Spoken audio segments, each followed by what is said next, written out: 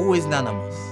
Nanamous was born named Howard John Osborne from a local community in Spanish Town, St. Catherine, Jamaica named Chediga Park. Short and Tea Park, as most people say. I started music at a very tender age. Recorded my first song at age 13. Back then, music was like you have to show and prove, so you have to be the best of it. So we used to go from town to town, traveling on the truck that carry the sound. Sometimes often sharing stage with people like Yellow Man and Ninja Man. Lyrical back then was the big DJ for my community and Ugly Man. So those are the people who I, were close to.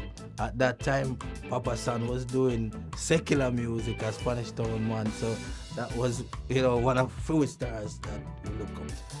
After recording that first song at age 13, Broke It Up was the name of the song. And was actually talking about, that riff that was going on between different artists. Because dancehall reggae usually is always about clash and who is better than who. But it was causing some kind of tension, and the song did okay. As we say at Jamaica, it go on. After that, I migrated to the US at age 17 to further my education and my economical status, but music was always in my blood. So I started working around different labels back then. Success Records and Lethal Records awarded me some chances to open up for people in the business like Too Short, Short Dog, and Cash Money Records at the time. Little Wayne was just a kid and juvenile. I have always been that person that don't sit down and wait for anybody to do anything for me. Because I feel like if you want it, sometimes you gotta get up and go out there and get it for yourself. So I've always been working on a number of different tracks. We usually make our own mixtapes, selling them out our trunks, at the job, anywhere that we can get our music out.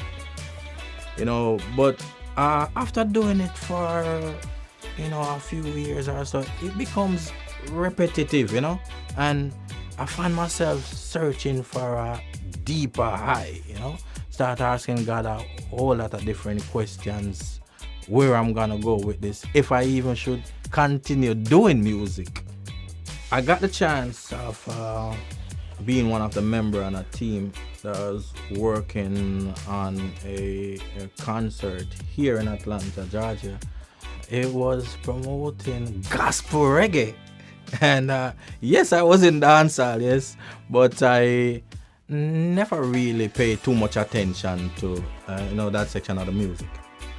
At the venue, which is Sanctuary of His Presence, Kingdom Ministries, over there in Decatur, Georgia, I had a very interesting conversation with Head Pastor Dr. Wedland Seeley. And what I loved about that conversation is that this man didn't try to push the Bible down my throat. We were having a conversation like, two equals, even though I know that here is a man that is deep in the word. And he said to me, son, where do you see yourself 5 or 10 years from now? I said, well, Pastor, this music thing, He said, how is it doing for you? I said, well, Pastor, to be honest, because of the lyrical content of my music, sometimes you find out that it's not moving as fast as I would love it to move.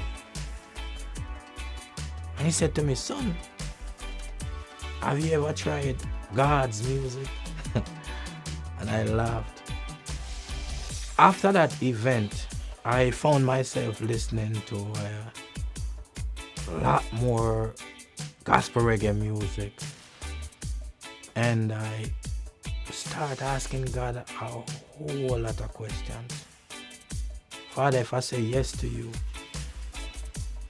what am I gonna do about this music? Because at that time, I've never really written any songs about the Lord or salvation or anything like that. And I remember him saying clear to me, son, if you say yes, I'll show you. When I say show me, he did. Because my life took a total 180 turn. Not 360, because if it's 360, you're going back right where you started. I found that the songs that were coming straight through inspiration. I didn't have to practically take up like pen and paper to pen a song anymore. Everything was just coming inside of me and I could remember them. I don't know how.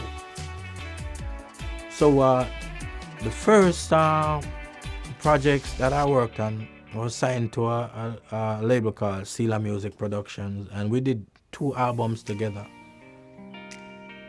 Next Chapter and The Living Truth. The thing is, when I did them 2 albums, it wasn't a big platform for what I do, gospel reggae, here in Atlanta, Georgia. So we started to work on, different ways and how we could get our music out. We did a number of different stuff, but one of them that really stood out was Atlanta Bless. And that one was a big success and still is today, because here we finally found a platform that was exposing what we were doing. Hence the Calling Project. Because money can't buy you what God don't give for free. That's the gift of life.